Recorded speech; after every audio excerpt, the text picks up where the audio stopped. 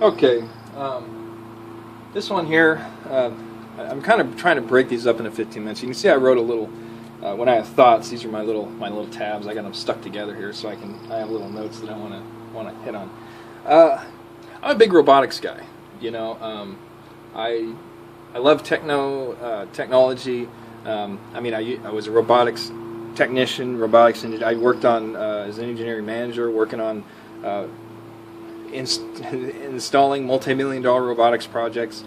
And the thing that is interesting is people think, you know, I watched this thing last night with John Stossel.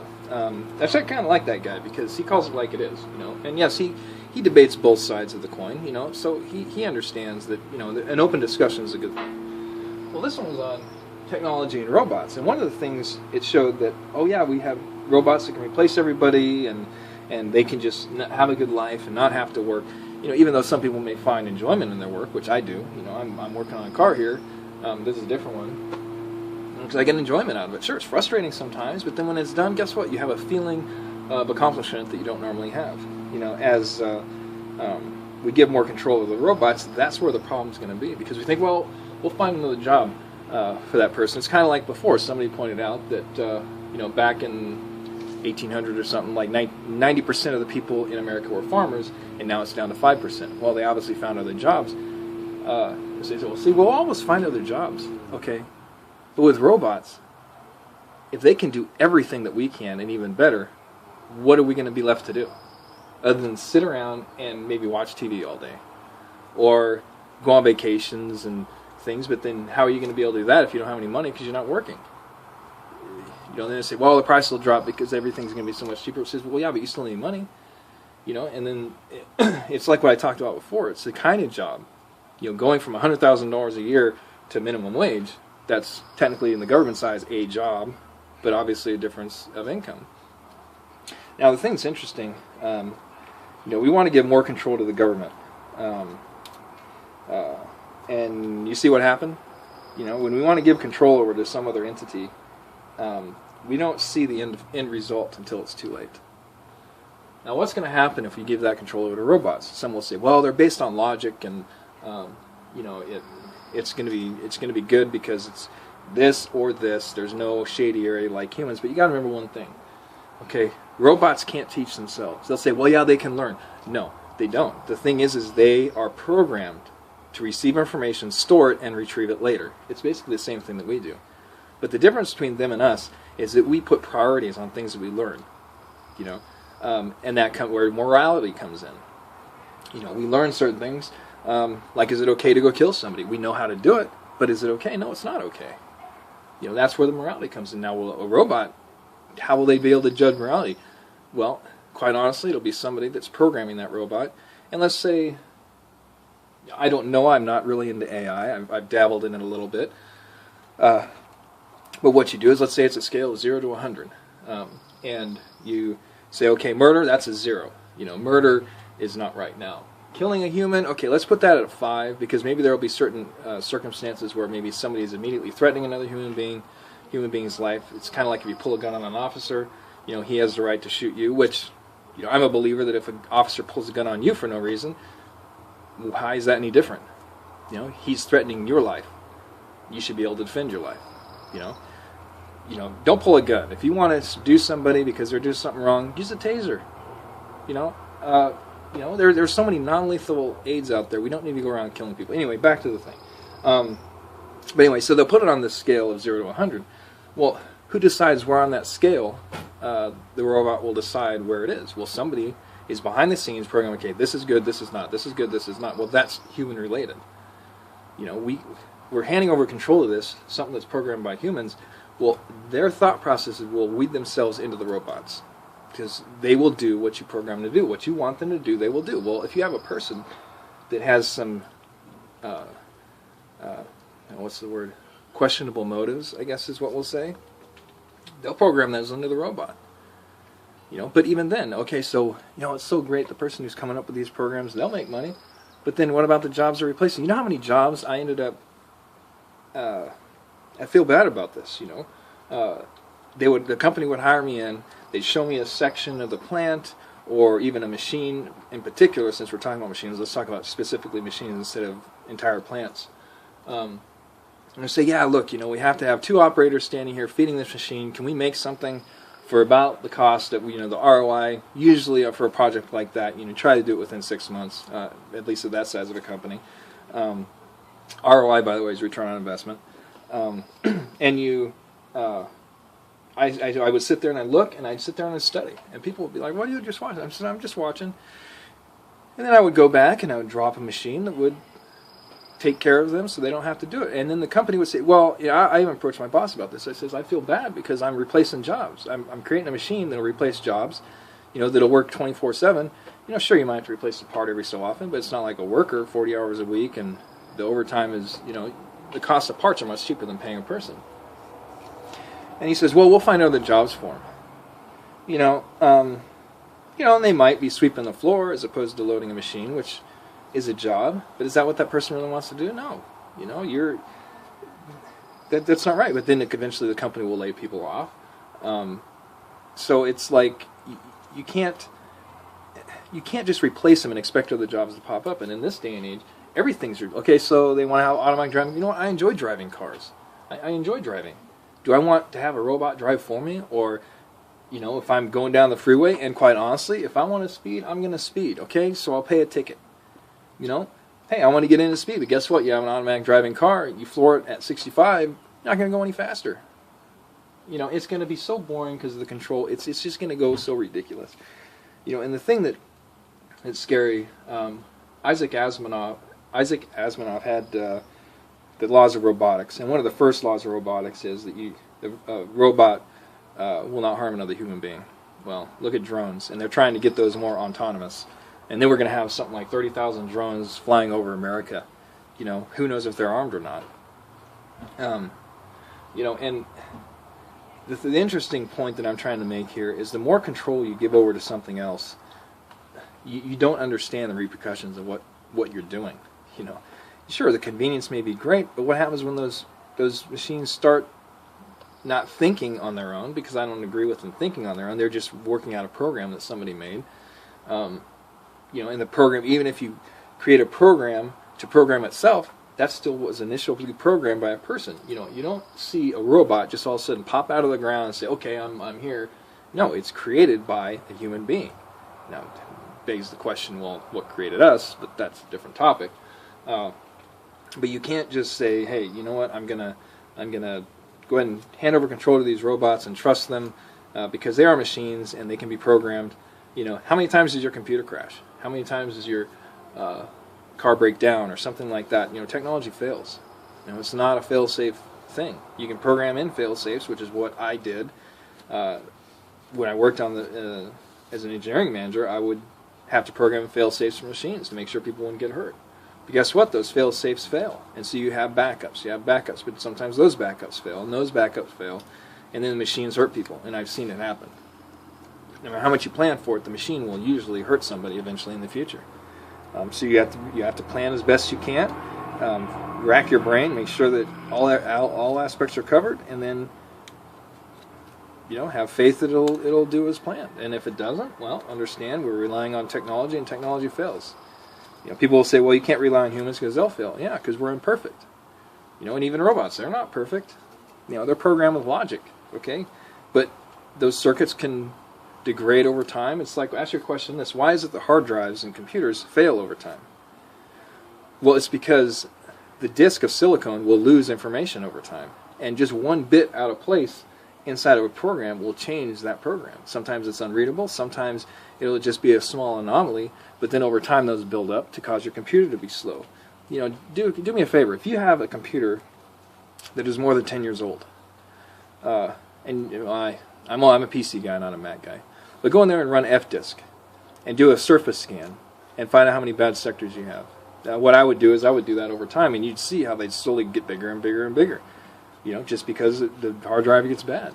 And things will fail. That's the whole problem. But I do not want to give over control to a robot. I don't. Even though I love them, and people say, well, you need somebody to work on them. Well, let me put it to you this way. When I was working, we would have mechanics who would go out and PM the machines. I would drop a list of what areas of the machine to be worked on, and then I would hand it to my mechanics, and they would go out and they would do the process on the equipment. Well, then it was like, okay, well, that's an area we can eliminate. So how can we make it so the machine will do it itself? Well, then you have automatic lubricators. You have things like that, it'll automatically pump grease into the machine. You also have auto calibrations and things like that. You even have backup sensors where you can put a sensor in a pocket as a backup, and then the computer will sense when that fails and will automatically swap it out. So even my job is in jeopardy because you can get robots even to do my job. You have let's say it's a FANUC robot. You've seen them, the yellow arms, and they got the grippers on the end, and they're usually on the automated lines. So it fails. Well, guess what? You have that thing on rollers on a track, and then when it fails, wheel it out, wheel another one in, have that thing automatically go back to another area of the plant where you have robots fixing the robots. It's coming. Everybody's job is in jeopardy except for the CEOs. The people that are really high up on the top, basically, they say the top 1%. It's going to be the top 0.01% when this actually all goes through. And the beast, it's... I don't know, all I can really say is look at the control we gave to the government and look at how much abuse they are using that power for. The power was vested with the states, and now it seems like the states have to ask the government for permission, and that's totally backwards. It's we the people of the United States, not we the government of the United States. You need to get that through your heads. And to say that, well, we're going to upset people if we don't do that, and we're going to remove jobs because we're going to put laws on, hey, there's certain jobs that you cannot replace with robots. People say, well, that's so unfair, that's so unfair. Sure, it's unfair for them because they have a job. How fair is it for the person who has 5 kids at home with a wife that is pregnant with another one on the way, and he's trying to make a living to support his kids? How's he supposed to do that? Oh, it's not like, oh, well, hey, go to the government, they'll give you some food stamps or welfare or whatever. How is, as a man, it's actually embarrassing. If you need the help, hey, great, use the help. But as a man, I can tell you, it's rather embarrassing. When I had the opportunity, when I wasn't working for a little while, to get on food stamps and welfare, I could have done it, but I didn't want to do it. I felt like that's not what I should do. Now, if you're doing that, hey, everybody has different unique situations, and it's just me. I'm not saying it's wrong because the program is there. I would say take it. I tell people all the time, says the program is there, take advantage of it. But when it comes to giving more control over to the government, it's like before you know it, you have no more rights. You're losing everything you have. And if it didn't turn out so well that way, and just seeing the way that the robots are now kind of becoming smarter, and I don't like to say smarter, I like to say they're being programmed better. Okay, because robots, they're not smart. And quite honestly, I don't believe at all that, like this movie Transcendence with Johnny Depp, you can upload your consciousness. I don't think so. I think what you can do is you can take a mirror image of your brain and upload it to a computer, but when you visualize out of your body, okay, those signals are going into this part of your brain, right, the frontal lobe, where your vision is at. I think it's up here. I don't know. It's somewhere. Anyway, what I'm trying to get at is that because I'm not a brain surgeon or whatever. The point I'm trying to make is when those electrical signals go into your brain, it's a program in here. But if you have another unit over here, and you're looking at yourself, you can't see yourself looking at yourself and the other person. There's no connection there. They're two different entities. You're not the same person. Sure, it may act the same. It's like a car, like this car right here. I guarantee you there's another car exactly like this on the road somewhere, maybe even something that has the same problems. I mean, it's a Toyota Tercel. I haven't seen many on the road, but I'm sure they're still out there. It's only 91. It can't be that old. This one here has a head gasket problem. And just having issues starting, But the thing is, it's not the same. It's not the same thing. You put them right next to each other, and they have no connection in between them. They have no ESP connection. They aren't aware of each other. But to say that you're going to upload, when you die, you're dead. That's it. You can make a copy of how your neurons work. Technically speaking, you can get in there and create an exact copy. But then, how do you transfer your soul from that to... Okay, you can't. Your essence dies when you die. And you say, well, I'm going to live on through this. You aren't going to live on. You are dead. Okay? Your the map of your brain and how your neurons work will go into another machine. It's just like a Pentium processor, the original Pentium processor. They made hundreds of millions of those things. Okay, and they were all the same, and they acted the same way when you programmed them a certain way. Our brains are the same thing. They're programmed a certain way, and they're going to act a certain way, right? And if you were able to make a mirror copy of the brain or of your brain and put it somewhere, you know, you may have neuron connections that will create certain things, but there's going to be an aspect of you that's going to be lost. You know, and there's a lot of the technology that's coming out now is meant for ease, you know, convenience, things like that. Well, you know, how much convenience is too much? At what point do you realize, hey, you know, we don't need to work anymore? What's the point in life? You know, and then it'll be like, well, you know, maybe we don't need to have so many people, and then it'll become one of those things where we have so many people. You know, sure, the robots will all take care of us, but I think we had something similar happen back in the early part of American history with slavery, didn't we not? You know, where, you know, we'll let them take care of us, but then they rose up. They realized that, hey, we shouldn't be treated like this.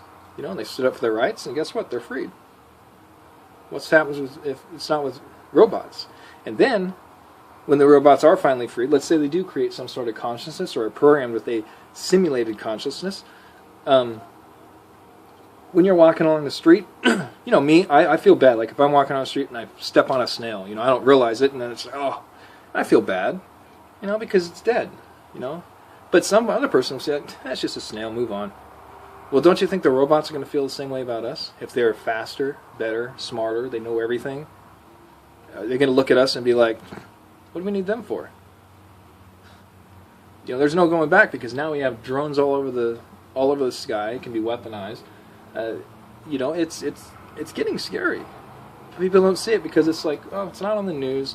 You know, people are more interested in some sort of drama with Hollywood. Oh, this actress, they broke up. Oh, I feel so bad, and then start crying. It's like, who cares? Who cares? It's not important. It's not important. What is important is caring for each other. You know, and when you're trying to replace other people, that's not caring. That's just straight wrong. You know, and part of the reason why I didn't want to go back into my field, I mean, I may go back into my field of working on equipment. I will never go back into being an engineer. You know how many families I ruined because of jobs I replaced by creating equipment or machines that will take over somebody else's job? Too many to count. You know, and why did I do it? For money. The root of all evil, apparently. No, well, it is the root of all evil. It's in the scripture.